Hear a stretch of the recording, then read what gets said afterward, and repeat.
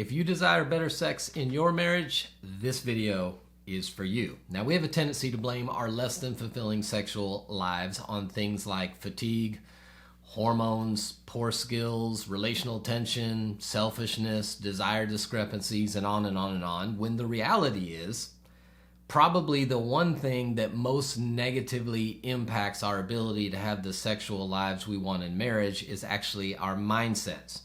It's faulty and negative thinking about what's going on in the sexual relationship that actually prevents us from having what we ultimately want. So in this video, I want to give you 2 mindset shifts that I believe will help you to create the kind of sexual relationship you desire in your marriage. Before we jump in, if you've not already downloaded the free guide to intimacy, you'll see a link in the description area below, as well as a number of other resources that can help you strengthen your marriage. So, many couples, if you were to ask them, show of hands, who desires a better or more fulfilling sex life, most couples would raise their hand and say, that's me.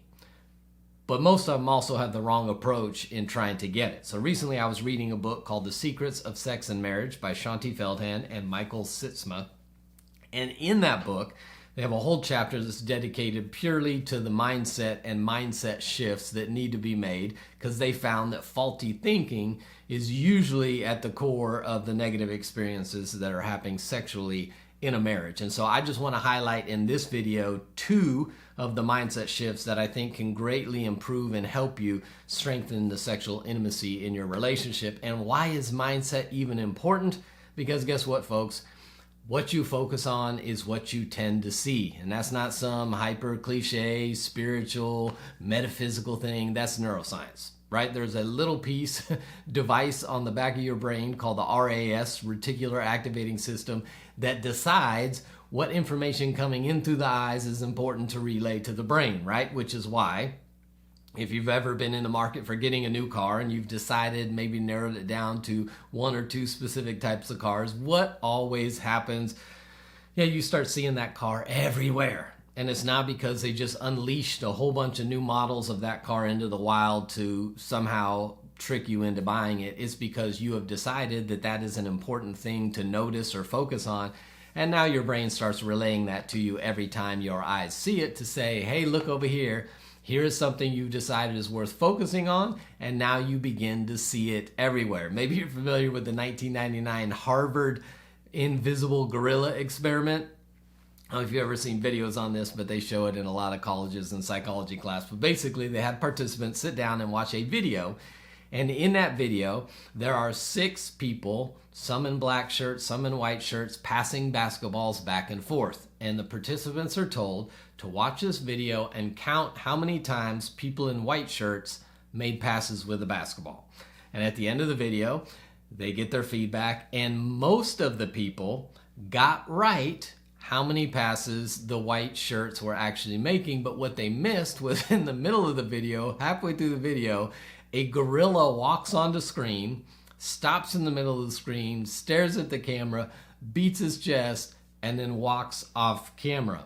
And for all the people, most of them got it right on how many passes the white shirts made, but half of the people never saw the gorilla.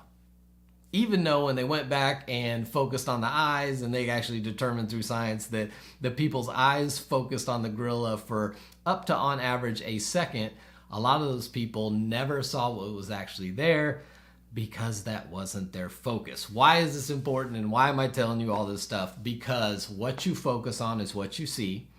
And when it comes to your marriage, what you see will impact how you feel about, respond to, and treat your spouse. So when it comes to the sexual relationship, the stories that you're telling yourself about your spouse, about how they feel about you, and about the sexual relationship can negatively impact the fulfillment of that relationship if you don't know what's really happening. So mindset shift number 1 that you need to make to have better sex in your marriage is to shift from void to vision.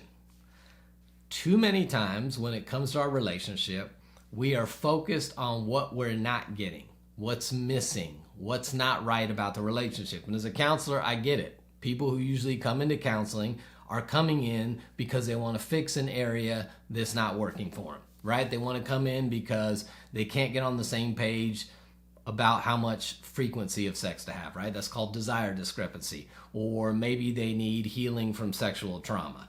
Or maybe they're not in agreement or they're in conflict on what they should be doing in the relationship, right? So the tendency is we come in and we're focused on this is not working and I want to fix what's not working. The problem is that when we tend to focus on just the problem, we end up kind of getting stuck and bogged down and slowed down because our focus is just on what's not right rather than creating a vision for what we want. It's the same thing that happens if you've ever driven on the highway and there was an accident, not on your side of the road, on the other side of the road, but somehow your side of the road is now stopped up because everybody needed to slow down enough to be able to look over and see what was going on in the accident next door. And then what happens as soon as you get just past the accident, people start looking forward and traffic speeds right back up because they now are looking forward and have a vision for where they're going. So when it comes to marriage and especially the sexual relationship, a lot of sex therapists that I know help their clients create a vision for what they want sexual intimacy to look like in their marriage that is greater than just simply how often are we doing it, which is a component of it. But there's a lot more they want to think through about what kind of vision do you want to have? Not only how often are you doing it, but how often are we cuddling? What type and how often are we having non-sexual touch in the relationship? What type of sex do we want to be having? Is it playful? Is it erotic? Is it functional? Is it some combination of all of those things in the relationship? What kind of practices and things are we doing in the relationship? So couples actually creating a vision around what do we want this thing to look like, with the goal being we want to create a vision for the sexual relationship that is fun, that is connecting, that is intimate, and that we both feel good about. And when you shift the focus from the void, what's going wrong, to the vision, what do we want to have, most couples find they have a lot better chance of getting on the same page and finding a rhythm, finding a type of sexual relationship that both of them actually believe is fulfilling to the relationship. So there needs to be a shift from a void, what is going on, what's wrong, what am I focused on that's not working, to actually a vision for the relationship. Shift number 2 is we need to shift from assuming the worst to assuming the best of our spouse, especially in the area of our sexual relationship. What happens is we're not quite where we want to be, or we're desiring things, or we're expecting things that aren't happening. And it's easiest for us to quickly default to a mindset of assuming the worst about a spouse. We're looking at what's going on in the relationship and we're assuming a negative intention about our spouse in this area, which then prevents us from actually being able to address it and make progress in it, because we just believe, you know what, they don't care about me. Obviously, they're not interested in having sex with me, which means they don't care about me, and on down the road, when the reality is for most marriages, and when I say most, I'm talking like 97% of marriages, surveys have shown even couples who define or describe themselves as a struggling couple, even 90% of couples who describe themselves as struggling, both spouses still said they loved deeply and cared about their spouse and wanted what's best for them. Which means if you're watching this, no matter where you feel like your marriage is or how you think your spouse thinks about you, there's a 97% chance that they actually deeply care about you and want what's best for you. In the 3% of sad cases where somebody is just doesn't care, is selfish, that's difficult. But 97% of us, that's not the case for our marriages, but we have a faulty thinking when it comes to it, which is preventing us from having great conversations around the sexual relationship, because you know what? Whatever is going on in the relationship, instead of assuming the best, I'm assuming the worst.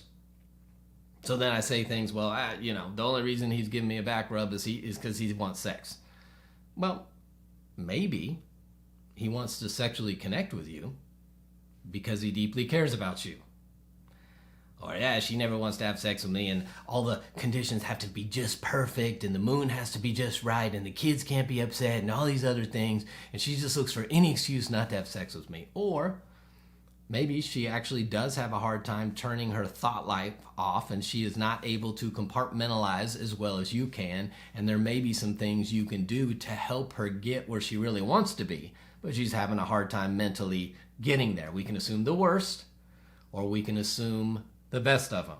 So Dr. Michael Sitzma, who was one of the authors of the book I mentioned earlier, The Secrets of Sex and Marriage, actually did in his PhD dissertation, what he found was it was not actually the difficulty a couple was having, say desire discrepancy, that caused distress, but the greatest predictor of marital distress for couples with desire differences, which is usually a higher desire spouse and a lower desire spouse, he found the greatest predictor of marital stress for these couples was not the actual difficulty, but how the higher desire spouse believed negative things about the lower desire spouse. There's something wrong with them, and you just don't care about me, and you don't like me, and you're not attracted to me, and whatever it might be, that it wasn't actually the difficulty. It was actually what they believed about the other spouse as related to the differences and the difficulty that proved